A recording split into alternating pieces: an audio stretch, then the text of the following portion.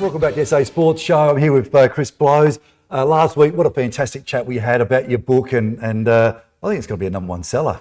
Hopefully, yeah. We're getting great feedback, so everyone that reads it said they can't put it down, and it's not just your typical survival story. It's got a bit of everything in there, a bit about the fishing industry, a bit about, and it's not on one side, it's everyone's sort of view on it, and it's a good book, I think, and Well, we touched base last week, obviously about the incident, Anzac 2015, and how a community, hospitals, so many unbelievable staff, and you pay tribute to them over and over in the book.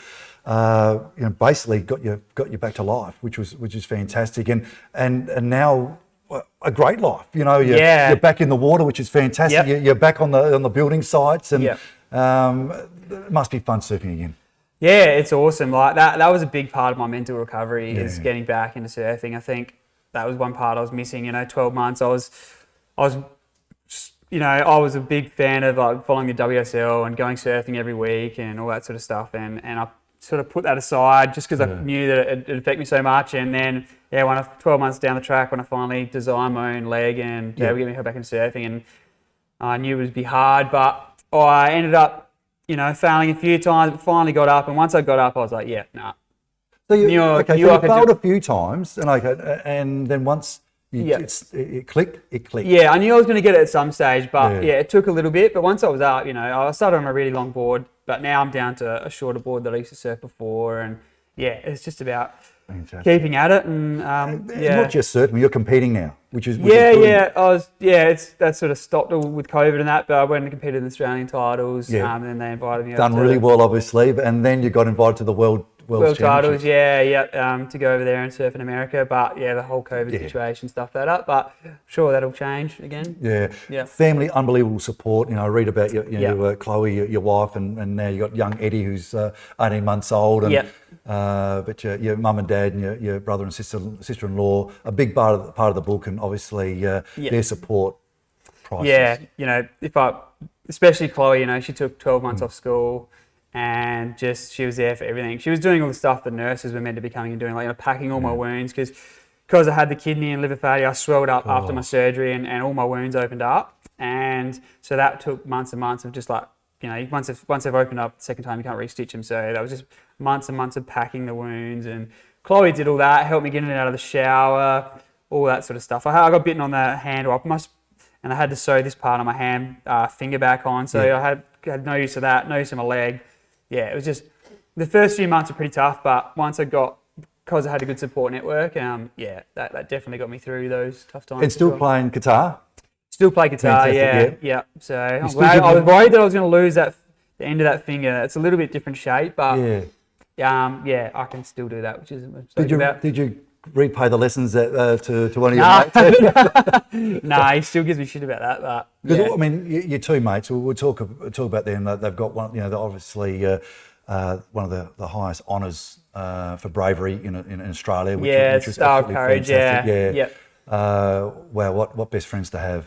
Yeah, well, far out. When you think about what they did, they were halfway to the rocks, up on the rocks, and then they realised it was me. And for them to turn around and, as you can read about in the book, they were right there amongst it. Nick remembers when it come up the second time, they both lifted their feet because they feel the surge. And then, Mick remembers the little sensors on its nose as it come up behind me. And then as it bit me, like it rolling its eye, they great whites, they roll their eyes over to protect them when they bite something. Yep. He remembers all that stuff in detail. And then, poor old Brock sat in the ambulance while they did. He doesn't know idea, but he regrets doing it, but he don't know why he got in. But he sat in the ambulance while they did his CPR me for all that time, and it was as wide as a sheet of paper, and you can imagine what that would have been like for your best mate. Yeah, to see somehow that getting in the ambulance, but I suppose it just was the chaos of it all, and wow, what a So. But I think no guitar lessons. That's what it actually boils down to. No, he probably deserves them, but it's all good. Fantastic. So recovery is great. We spoke about your leg, your prosthetics is some ridiculous amount of money, which is fantastic. And it's giving you a whole new life. I'm very lucky to be funded this one. Took a lot to get there, but I got the best leg in the world at the moment. 140 grand, Genium X3. take it in the water. I can, ride a bike with it, play golf with it, do like 60 different modes. Helps me get my life back to as normal as possible. Yeah. Now, we've got footage of you surfing, coming out of the water and competing for an Australian title, which is wonderful. We've got some other footage of you getting up ladders on top of roofs. Yeah. What's that all about? I don't even like. Yeah, it's probably not recommended, but I've started my apprenticeship as a carpenter when I was 17, and enjoy the building industry and still do, and love doing it. And I just found a way to do it and still managed to do it. So I won't be able to do it forever. You're a fighter, cheers. Yeah. I mean, for Michelle, she speaks about you incredibly highly. One of the greatest people that she's met. Yep. To lift your hand up when she was just about to pretty much to give up. Yeah. And now you're on top of roofs and you're surfing again. Yeah. Playing guitar, cycling. Yeah, doing all that stuff I used to do before.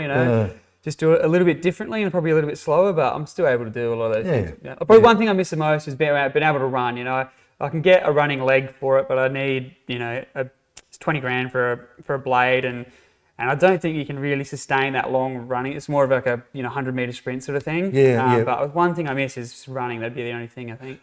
Could that be something in the future? I think so. Yeah. But there's just technology and things that. It's only getting better. It's only getting better for sure. Yeah. So. And you're still up in the hills? I'm down here now. Yep. Yeah, but I'm obviously from Adelaide Hills. But we're down in the city now. Yeah, fantastic. Now, tell us a bit about the book. It would have been a couple of years in the making from Michelle's side of things, and then reading things that your best mates and nurses and doctors and are saying that was their part of the role. Yeah. You're not understanding that, but all of a sudden they're your eyes during that time when they're working on you to keep you alive. Yeah. That must have been a sort of really sort of. My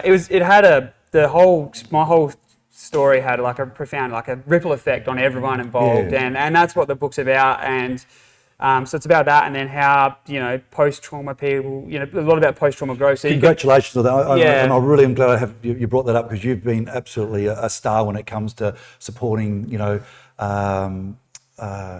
different areas and people's recoveries and health, mental health as well, and those sort of areas. Yeah, so I've started speaking around at schools and different events and stuff like that, and that's if I can help anyone in any way by sharing my story and encouraging them to reach out to support networks and do all that sort of stuff. But it's not just support. I'm reading from people that that you've actually given them a whole new lease of life, a whole new life. In what you've been able to talk to them about. Yeah. So it's not just giving some talk. Your advice is priceless to some of these people. Yeah, absolutely. And that's why we thought we had to get it all into a book. It took 4 years, but we got there in the end, and I think we've got a really 4 years.